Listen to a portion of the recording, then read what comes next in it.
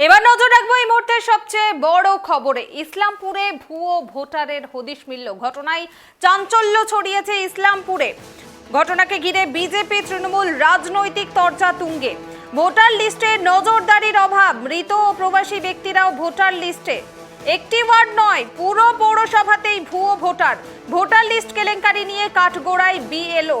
বিস্ফোরক অভিযোগ বিজেপির, তৃণমূলের পাল্টা অভিযোগ দায়ী নির্বাচন কমিশনেরই। বিজেপি তৃণমূল তুঙ্গে রাজনৈতিক তরজা। এ বিষয়ে বিস্তারিত জানবো এই মুহূর্তে আমার সঙ্গে টেলিফোন লাইনে যুক্ত রয়েছেন আমাদের প্রতিনিধি বিক্রম পাল। বিক্রম, ভুয়ো ভোটারদের সঠিক সংখ্যা কত এবং কিভাবে এই তথ্য উদ্ঘাটিত হলো? দেখো, একদমই উত্তর দিনাজপুরের ইসলামপুর শহরের 17 নম্বর ওয়ার্ড, সেই 17 নম্বর ওয়ার্ডে প্রায় 80টি ভুয়ো ভোটার লিস্ট কিন্তু সামনে এসেছে।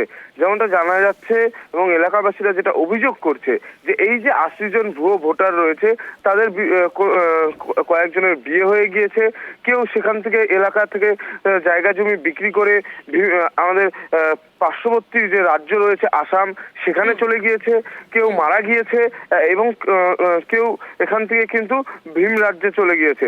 কিন্তু একটাই অভিযোগ করছে যে এই যে যারা চলে গিয়েছে, যাদের বিয়ে হয়ে গেছে, তাদের নাম কিন্তু এখনো ইসলামপুর পৌরসভা 17 নম্বর ওয়ার্ডে রয়েছে, সেখানে এখনো তাদের নাম রয়েছে। প্রায় 80 জনের মতন কিন্তু এরকম ভুয়ো ভোটারের নাম কিন্তু উঠে এসেছে।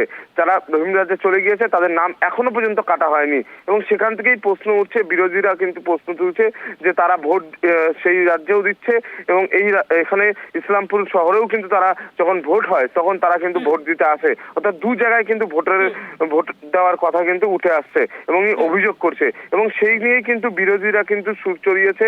যেমন তৃণমূল কংগ্রেস বলছে এটা সরাসরি নির্বাচন কমিশনারের ভুল এবং নির্বাচন কমিশনের দেখা উচিত এই বিষয়টা।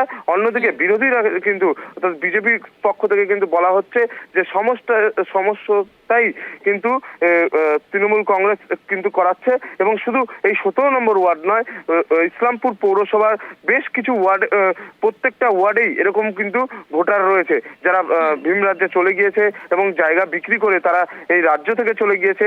তাদের নামও কিন্তু এখনো পর্যন্ত সেখানে কিন্তু রয়েছে। আর যা নিয়ে কিন্তু রাজ্য রাজনীতি আবারও একবার তোলপাড় হয়ে গিয়েছে এবং পাশাপাশি উত্তর দিনাজপুরের বিএলরা এই তথ্য পাওয়ার পর কি পদক্ষেপ নিয়েছিলেন, তাদের জবাবদিহি কোথায়? দেখো, তাদের পক্ষ থেকে কিন্তু এখনো পর্যন্ত তারা সেরকম ভাবে কোনো বিবৃতি করেনি এবং তারা কিন্তু সমস্তটাই দেখছেন এবং তারা যেমনটা আমরা সূত্রভাবে খবর পাচ্ছি, তারা এই বিষয়টি কমপ্লেন পাওয়ার পরে সমস্ত বিষয় কিন্তু খতিয়ে তারা দেখছে ইতিমধ্যেই। বিজেপি ও তৃণমূল দুই দলের নির্দিষ্ট অভিযোগগুলো ঠিক কি এবং তারা কি ধরনের প্রমাণ দিচ্ছেন এই ঘটনার প্রেক্ষিতে? দেখো, একদমই স্পষ্ট যে বিজেপির তরফ থেকে কিন্তু একটাই কথা বলা হচ্ছে যে এটা একদম তৃণমূল শুধু এই পৌরসভায় নয়, যতগুলি ইসলামপুরে পৌরসভা রয়েছে সব কটাতেই কিন্তু এরকম ভুয়ো ভোটার রয়েছে এবং পাশাপাশি তৃণমূলের উপরে দায় ফেলছে, এরা তৃণমূলের মদতেই এই কাজ চলছে। এবং অন্যদিকে কিন্তু তৃণমূল কংগ্রেসের তরফ থেকে বলা হচ্ছে এটা নির্বাচন কমিশনারের দায়, নির্বাচন কমিশনার ঠিকঠাক দেখছে না এবং ঠিকঠাকভাবে সার্ভে করছে না, সেই কারণেই কিন্তু এই গন্ডগোল হচ্ছে এবং সব মিলিয়ে কিন্তু বিজেপি। বিক্রম, স্থানীয় মানুষজনের মধ্যে এই ভুয়ো ভোটার ইস্যু ঘিরে কতটা ক্ষোভ রয়েছে, কি বলছেন তারা, স্থানীয় বাসিন্দারা? দেখো, স্থানীয় বাসিন্দারা তারা কিন্তু বলছেন যে এই যে বিষয়গুলি যে রয়েছে সেগুলোকে দেখা উচিত এবং পদক্ষেপ নেওয়া উচিত। কারণ এইভাবে যে যারা ভোটার রয়েছে তারা এক রাজ্যে ভোট দিচ্ছে এবং পরবর্তীতে এসে আবারও এখানে ভোট দিচ্ছে, অর্থাৎ দু জায়গায় যে ভোট দিচ্ছে, এই সমস্ত বিষয়গুলো যেন বন্ধ হয় এবং সমস্তটা বিষয় কিন্তু তদন্ত করে কিন্তু উপযুক্ত ব্যবস্থা নেওয়ার কিন্তু দাবি জানাচ্ছে স্থানীয় বাসিন্দারা। বেশ, ধন্যবাদ বিক্রম। আমরা কথা বললাম আমাদের প্রতিনিধি বিক্রম পালের সঙ্গে এবং কথা বলে যেটা স্পষ্ট উঠে এলো যে গাফিলতির অভিযোগ তো নির্বাচন কমিশনের উপরেই তুলছেন অনেকেই, কিন্তু গাফিলতি কার? এবার ইসলামপুর পৌরসভার 17 নম্বর ওয়ার্ডেই প্রায় 80 জনেরও বেশি ভুয়ো ভোটারের হদিশ। কেউ মারা গিয়েছেন কয়েক বছর আগে, কেউ আবার সবকিছু বিক্রি করে ভিন রাজ্যে চলে গিয়েছেন, কারো আবার বিহারে বিয়ে হয়েছে। এমন ঘটনা 1-2 বছরের মধ্যে হয়নি। সাধারণ মানুষের অভিযোগ, বছরের পর বছর কেটে গেলেও ভোটার লিস্ট থেকে এই সব ভোটারের নাম কাটা যায়নি। সাধারণ মানুষের অভিযোগ, সেই সব তথ্য বিএলওর কাছে জমা করলেও কাজের কাজ কিছু হয়নি। এতে অনেকটাই সমস্যার সম্মুখীন হতে হচ্ছে অনেককেই। তবে প্রশ্ন উঠছে, বছরের পর বছর কেটে গেলেও কেন ভোটার লিস্টের ওপর সঠিকভাবে নজরদারি রাখা হলো না? কেন এমনটাই কিন্তু প্রশ্ন তুলছেন সাধারণ মানুষ, এবং অভিযোগও তুলছেন নির্বাচন কমিশনের আন্ডারে থাকা বিএলওদের বিরুদ্ধে। আর এই নিয়ে শুরু হয়েছে বিজেপি ও তৃণমূলের মধ্যে রাজনৈতিক তরজা। তৃণমূলের অভিযোগ, নির্বাচন কমিশনের বিরুদ্ধেই আঙুল তুলছেন। পাল্টা বিজেপির দাবি, শুধু একটা ওয়ার্ড নয়, ইসলামপুর পৌরসভার প্রত্যেকটি ওয়ার্ডে একই অবস্থা। এটা সম্পূর্ণ দায়ী শাসক দল তৃণমূল কংগ্রেসের দিকে পাল্টা আঙুল তুলেছে বিজেপি। এবং সেখানকার স্থানীয় বাসিন্দারা কি বলছেন এ বিষয়ে শুনবো। অভিযোগ কি, এই যে ভোটারের যে লিস্ট যেগুলা আমাদের এখানে আছে, এখান থেকে চলে গেছে আসাম, কোথাও বিহার, এগুলো ভোটের নাম কাটানো হয় নাই। প্লাস আমারই বাবা 2013-তে মারা গেছে, আমরা সমস্ত কাগজপত্র অলরেডি জমা দিয়ে দিচ্ছি, কিন্তু তাও দেখছি যে ভোটার লিস্টে নাম চলে আসতেছে বাবা। ঠিক আছে, আমার এক ভাই আসাম থাকে, যেটা সত্যি কথা, সেই আসাম ওখানে ভোটার হয়ে গেছে, তাও সেই ভোটের নামটা কাটছে না। এখানে ভোট আছে, আসামে ভোট? হ্যাঁ, আসামে ভোট হয়েছে, এখানে ভোটার লিস্টে নাম আছে? নাম আছে, নামটা আসতেছেই। কি নাম হচ্ছে আপনার বাবার? নারায়ণ দত্ত। আপনার ভাইয়ের নাম? শ্রীকৃষ্ণ দত্ত। দেখুন, প্রথমত কথা হচ্ছে যে নির্বাচন কমিশনের কাজটা এখানে কারা করছে?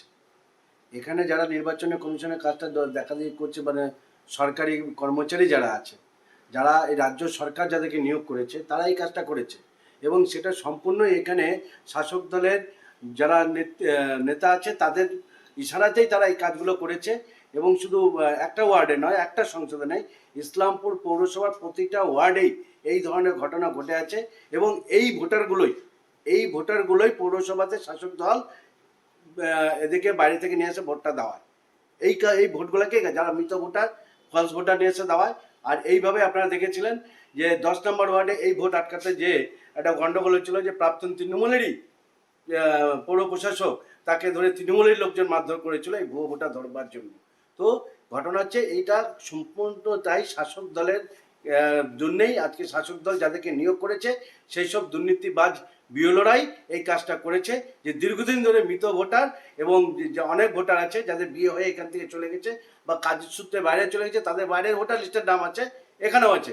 আমি তো নির্বাচন কমিশনার, ওনারা তো বেলর দিয়েছে, বেলর তো জানে যে এদের ভোটারগুলো আসাম চলে গেছে, বিহারে চলে গেছে, কেউ মারা গেছে, সেই ভোটগুলো কাটা উচিত। হ্যাঁ, কিন্তু ওরা কেন কাটে নেই সেটা তো নির্বাচন কমিশন বলতে পারবে না। আমরা তো তেমন কিছু বলতে পারবো না, আমরা তো লিস্ট করে দিয়ে দিচ্ছি যে এইগুলো এখানে থাকে না। আমরা অলরেডি ভোটার লিস্টের মধ্যে ঠিক চিহ্ন দিয়ে দেওয়া হয়েছে যে এগুলো ভোটার নাই, এখানে মারা গেছে, প্লাস বিহারে চলে গেছে, বাইরে চলে গেছে অনেকেই, সেরকম আছে কিছু কিছু নাম্বার 1, ভোটার মানে ইসিআই। ভোট চুরি হলেও ইসিআই, ভোট ডেড হলেও যদি ভোটার লিস্টে থাকে তাও ইসিআই, সব তো ইসিআই করছে। এটা তো ইলেকশন কমিশন অফ ইন্ডিয়ার দায়িত্বতে আছে। কতগুলো ভোট ডেড আছে, কতগুলো ভোট শিফট হচ্ছে, কতগুলো ভোট আপনার ট্রান্সফার হচ্ছে, এটা তো ওর ডাটা। ওনাকে তো ডাটাটা পাবলিশ করার দরকার। উনি তো ভোট চুরি নিয়ে 300 এমপি ওনাকে ঘেরাও করে পার্লামেন্টকে চারদিক দিয়ে ঘেরাও করে রাখলো। 300 এমপি, এর থেকে বড় হতে পারে? আর ইলেকশন কমিশনকে দায়িত্ব নিতে হয়। আর যতগুলো অপোজিশনটা ক্লেম করেছে, ওই ক্লেমটাকে ক্লিয়ার করার দরকার।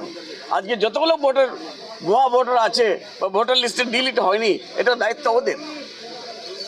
ওরা যদি আমাদেরকে আজকে অর্ডার করে, ওরা তো অর্ডারও করছে না, দেখাচ্ছ না, কিছু বলছো না, শুধু ভোট চুরি করে যাচ্ছে ভোট। আর ভোট চুরি করার ফলে আজকে সব দেখলাম পানিপথের একটা গ্রাম পঞ্চায়েতে সুপ্রিম কোর্টে কাউন্টিং হচ্ছে। ওই কাউন্টিংয়ে দেখা যাচ্ছে কি যে জিতা ছিল হেরে যাচ্ছে, যে হেরে গেছিল ও জিতে গেছে।